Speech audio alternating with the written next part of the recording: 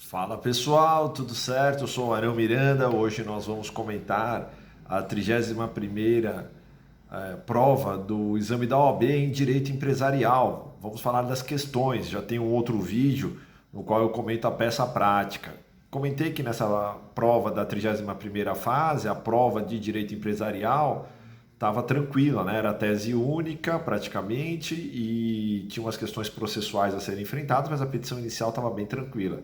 Diferentemente das questões, ao meu sentir, tá? As questões, três questões estavam aí bem pesadas, né? Sobre a ótica do direito empresarial. Eles exigiram realmente conhecimento e raciocínio de quem é da área, não permitindo aventuras, tá? Então as questões realmente, se você não soube responder ou se gastou um pouco mais de tempo aí na prova, absolutamente normal. Uma das questões estava bem mais fácil, tá? Porque envolvia uma questão societária bem mais tranquila, mas as outras questões realmente eram mais específicas. Das quatro questões era uma de cada tema, né? Então o exame da OAB realmente caprichou mesmo no sentido de dificuldades para o examinando, mas prova nível médio, médio difícil, tá? Em matéria das questões. A peça estava fácil, mas as questões um pouco mais difíceis. Esse é o padrão, tá, gente? Padrão de empresarial. Por isso que é o que eu digo, só vá para empresarial se você tem familiaridade com a temática. Se você não tem familiaridade com a temática, evite o direito empresarial, tá? Porque o direito empresarial na OAB não foi feita, e a fase, né, e a prova não foi feita para quem é aventureiro na área, tá? Só para você entender, vamos lá, vamos comentar as questões. A primeira questão, que fala da questão societária, envolvia justamente quatro empresas que tinham formado entre elas uma outra sociedade, mas esse contrato não tinha sido levado a arquivo, não tinha personalidade jurídica, nem nome empresarial, tinha só a intenção. E uma dessas empresas vem a falir, que é a empresa H, né? Ela veio a falir.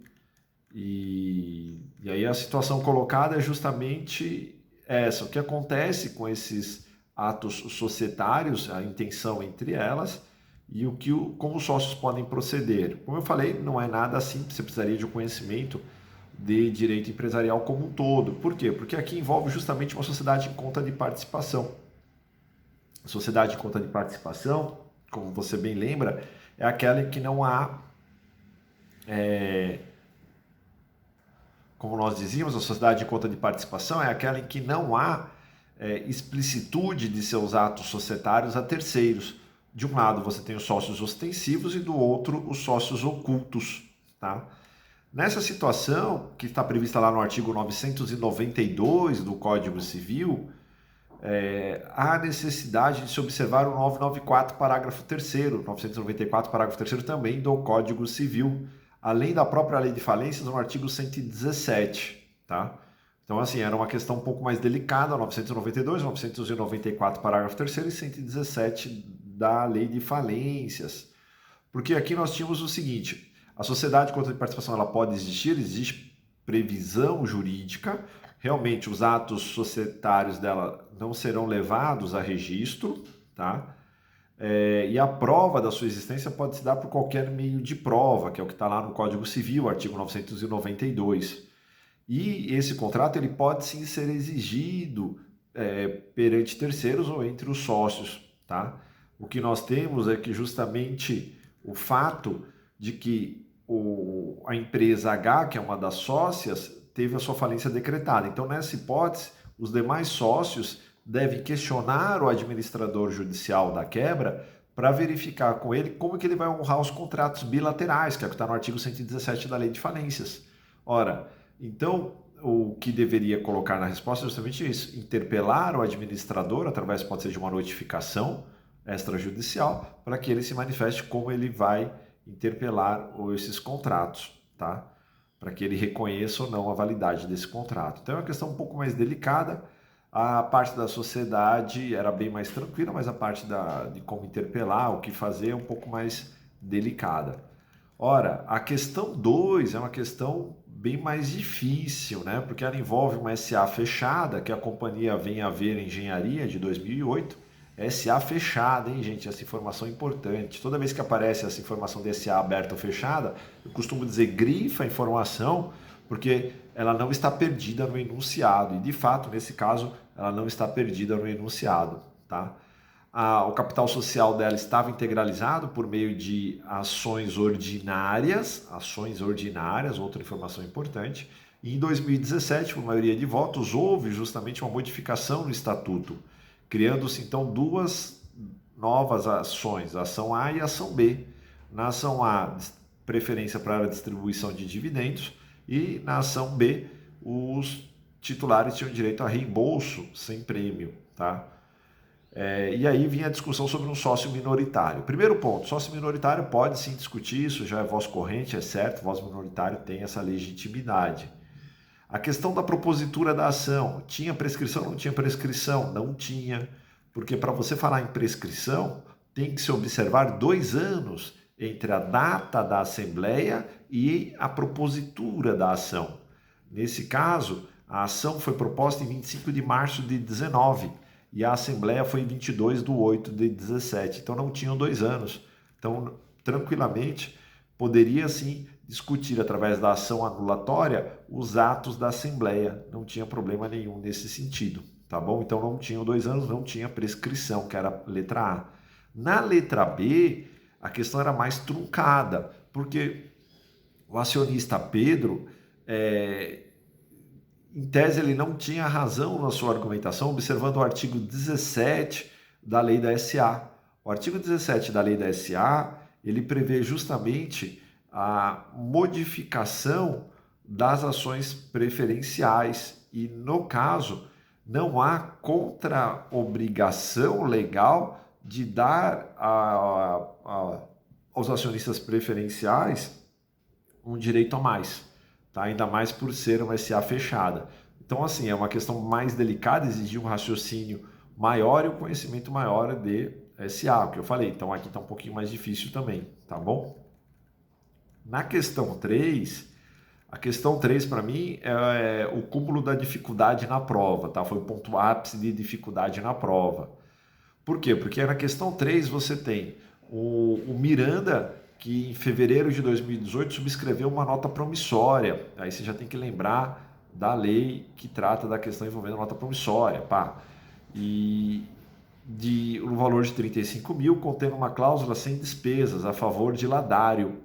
Mas antes da apresentação e pagamento do título, ele foi avalizado em branco pela Glória e endossado a Ribas. Olha só, 4 pessoas envolvidas aí, certo? E aí houve a apresentação, a ação cambial foi em face do Ladário, proposta em 1º de abril de 2019, tá? E aí ele alegou carência de ação pela ausência de protesto por falta de pagamento e ocorrência de prescrição. E aí vieram os 2 enunciados, questionando quem eram os obrigados ao pagamento da nota promissória, se há solidariedade entre eles e se procedem as alegações de Ladário na ação cambial.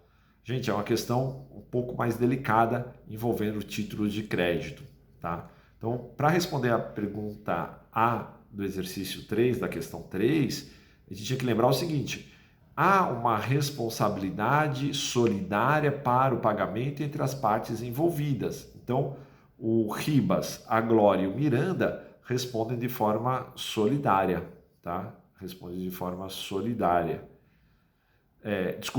Responderão de forma solidária, eu confundi os nomes aqui. O Miranda, a Glória e o Ladário, tá?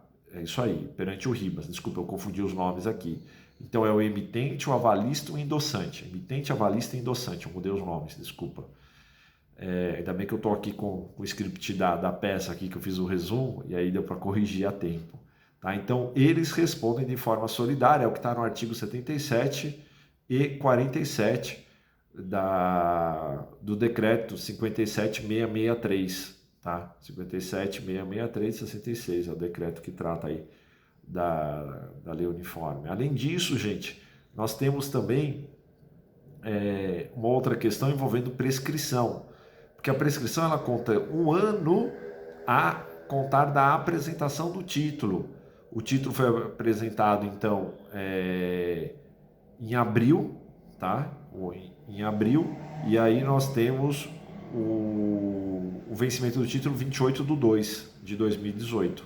Tá? Então, o artigo 77, artigo 70, parágrafo 2º também do decreto 57.663 trata da questão. E além disso, nós temos o protesto por falta de pagamento, que não é necessário, tá? Não havia necessidade, é o que está no artigo 77 e artigo 46 também do decreto 57.663. Então, assim, é uma questão mais delicada, exigiria que você tivesse lido o decreto e conhecesse um pouco mais de nota promissória. Tá? Toda vez que cai títulos de crédito, os candidatos às vezes dão uma patinada aí. E a questão 4, ao meu ver, é uma questão muito específica. Para quem foi meu aluno na graduação, eu dou uma aula só sobre essa temática, que para mim é um dos temas mais prazerosos, que é a ação revocatória na falência. Enfim, eu acho que é uma ação completa, eu adoro essa temática. E na questão 4 nós tivemos revocatória do início ao fim. Nessa situação, Feliciano, que é o administrador da sociedade empresária Lago de Junco Telecomunicações, descobriu que existia aí um conluio de 2 primos, né, que realizaram empréstimos em nome deles, desfalcando a sociedade.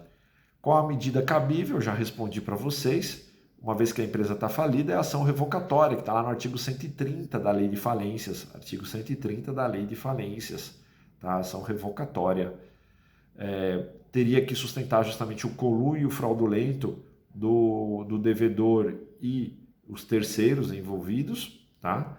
E demonstrar o prejuízo da sociedade, que agora é a massa falida.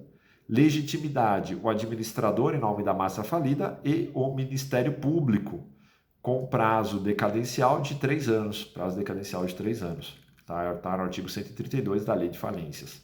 Essa era a prova. Enfim, é uma prova que exigia conhecimentos bem específicos. Então, se porventura você patinou em alguma das questões, teve alguma dificuldade, é absolutamente normal, porque o nível era médio difícil. Tá bom? É isso aí, gente. Espero ter contribuído. Um forte abraço a vocês. Até a próxima. Conta comigo. Tchau, tchau. Até mais.